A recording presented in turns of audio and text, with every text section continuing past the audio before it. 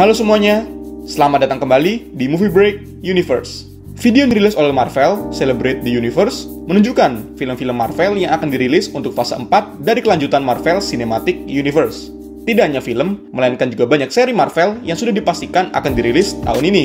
Tapi, tidak ada salahnya jika melakukan pembahasan untuk film-film awal dari MCU. Sehingga kali ini, saya akan membahas Easter egg dan referensi dari film MCU yang pertama, yaitu Iron Man.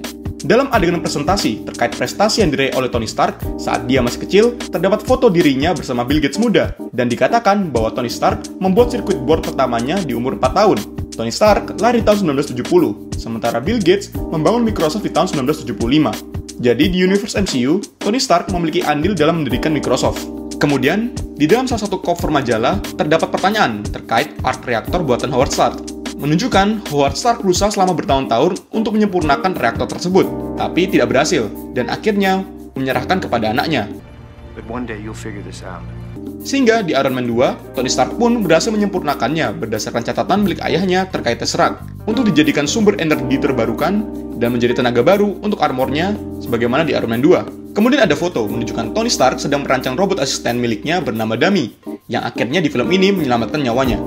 Dalam salah satu artikel bertuliskan bahwa Tony Stark berusaha menyelesaikan kecerdasan buatan untuk 2 robot prototipe miliknya agar bisa nurut dan mempelajari sikap dari Tony Stark. Pertama adalah Jarvis, dan kedua adalah tahap awal dari Ultron, di mana dalam film Age of Ultron, Ultron meniru seluruh sikap buruk dari Tony Stark.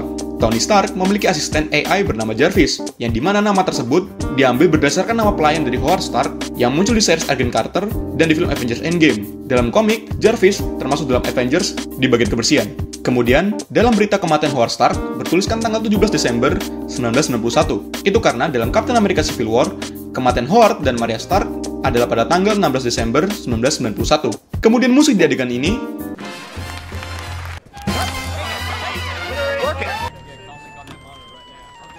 merupakan lagu original dari kartun Iron Man di tahun 1966. Sementara musik di adegan ini merupakan referensi dari opening Game of Thrones.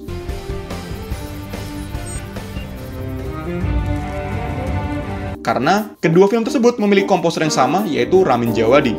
Reporter yang mewawancarai Tony Stark bernama Kristen Everhart, yang dalam komik merupakan reporter yang bekerja untuk Daily Bugle, tempat kerja yang sama dengan Peter Parker, aka Spider-Man. Pepper mengingatkan terkait acara MIT kepada Tony Stark, yang akhirnya dipenuhi oleh Tony Stark di Captain America Civil War. Saat mempresentasikan senjatanya, Tony Stark mengatakan bahwa rudalnya memiliki repulsor teknologi. Teknologi yang akhirnya digunakan oleh Tony Stark untuk membuat armor pertamanya yang berbahan dasar dari rudal buatannya. Tony Stark ditangkap oleh organisasi teroris bernama Ten Rings yang mereferensikan villain dari Iron Man bernama The Mandarin yang akan muncul di film Shang-Chi The Legend of Ten Rings. Terkait The Mandarin, udah saya bahas di breakdown trailer Shang-Chi yang bisa kalian klik videonya di bagian atas. Ada juga referensi terkait villain Fin Fang Foom yang mungkin juga akan muncul di film Shang-Chi, yang udah saya jelasin juga bareng bersama breakdown trailer Shang-Chi, di mana di adegan ini ada billboard bergambar naga Fin Fang Foom yang diambil dari cover komik Marvel Iron Man Viva Las Vegas, yang mana novel tersebut juga ditulis oleh sutradara Iron Man Jon Favreau. Pemimpin teroris yang menangkap Tony Stark bernama Raza, yang dalam komik merupakan anggota dari grup perompak luar angkasa bernama Starjammers. Di film, dia juga memiliki luka di wajahnya, tapi di film sebelah kanan, sementara di komik berada di sebelah kiri. Jumlah palo yang dipukulkan oleh Tony Stark saat membuat armor pertamanya adalah 11 kali, jumlah yang sama dengan kemunculan Tony Stark di film MCU.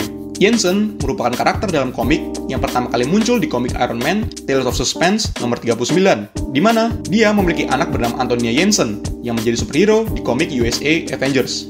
Model armor Iron Man yang pertama kali Tony Stark buat di dalam gua berdasarkan komik originalnya.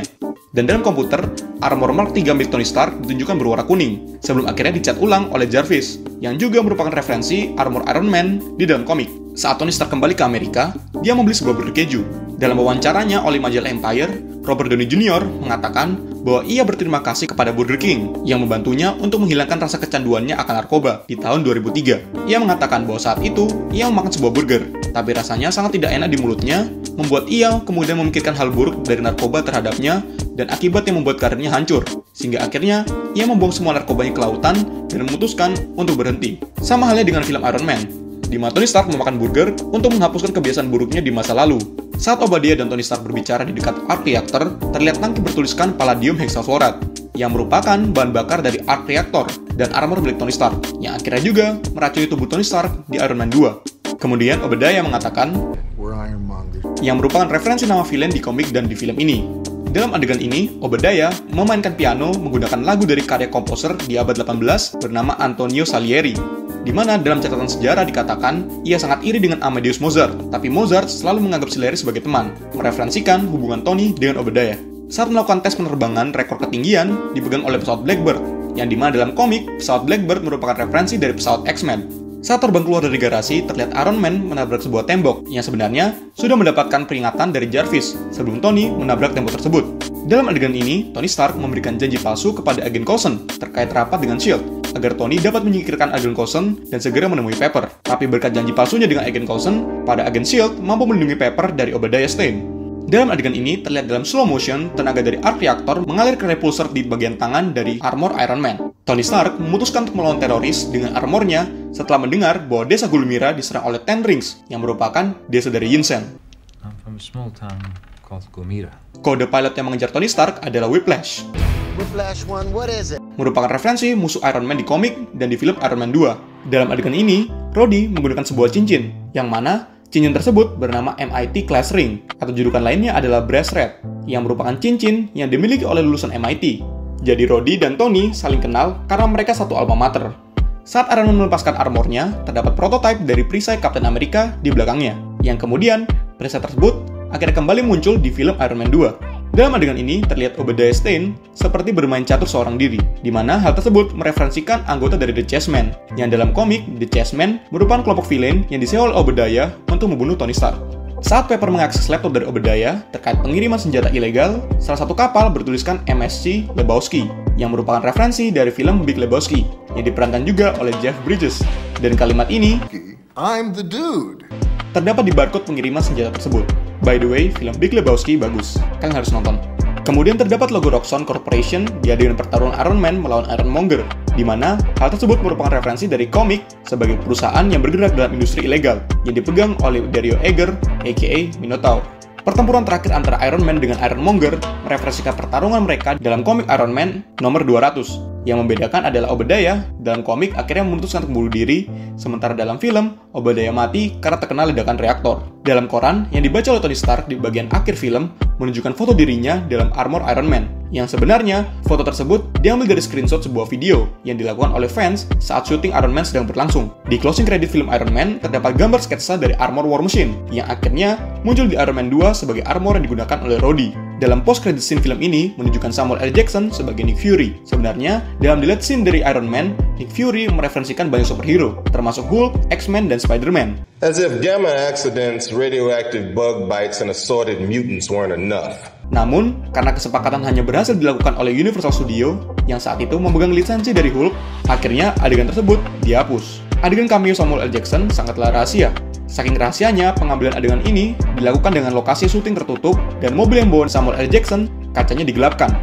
Samuel L. Jackson dipilih sebagai Nick Fury karena dalam komik Marvel Ultimate Characters, penampilan Nick Fury dalam komik berdasarkan dari Samuel L. Jackson. Itu aja Easter egg dan referensi yang saya dapatkan di film Iron Man pertama.